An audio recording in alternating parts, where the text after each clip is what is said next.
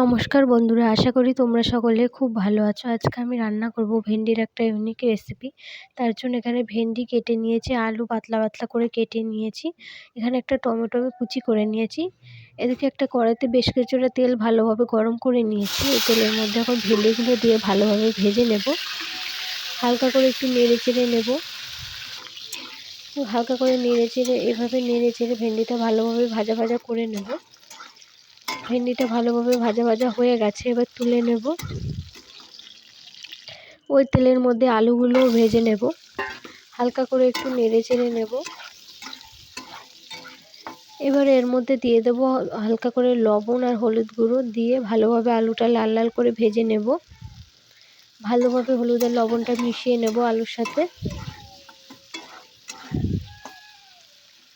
আলুটা প্রায় ভাজা ভাজা হয়ে এসেছে, আর একটু ভাজা ভাজা করে নেব। ততক্ষণে একটা মশলা আমি গুলে রাখবো এখানে। এদিকে আমি আগে থেকে আদা আর কাঁচা লঙ্কা বেটে রেখেছি, ওর মধ্যে ধনের গুঁড়ো আর জিরের গুঁড়ো দিয়ে দিচ্ছি।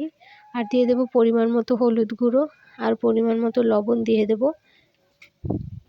দিয়ে আর সামান্য অল্প একটু জল দিয়ে মশলাটা ভালোভাবে গুলে রাখবো, যাতে গুঁড়ো মশলাগুলো ভিজে যায়, ভিজে ফুলে ওঠে, নরম হয়ে যায়। ভালোভাবে গুলে নিয়েছি। এদিকে আলুটাও ভালোভাবে ভাজা ভাজা হয়ে গেছে, এবার তুলে নেব। ওই তেলের মধ্যে দিয়ে দেব গোটা জিরে ফোড়ন। ফোড়নটা হালকা করে ভাজা ভাজা হয়ে গেছে, এবার দিয়ে দেব টমেটো কুচি, দিয়ে ভালোভাবে নেড়ে চেড়ে নেব হালকা করে। এবার ওর মধ্যে দিয়ে দেবো ওই মশলার পেস্টটা, দিয়ে এবার ভালোভাবে সব কিছু কষিয়ে নেব। মশলাটা ভালোভাবে কষিয়ে নেব যতক্ষণ না মশলা থেকে তেল ছাড়া। টমেটোটাও ভালোভাবে নরম গলিয়ে নেব।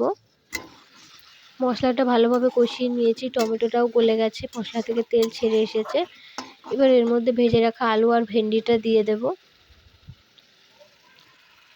দিয়ে ভালোভাবে মশলার সাথে সবজিটা ভালোভাবে মিশিয়ে নেব।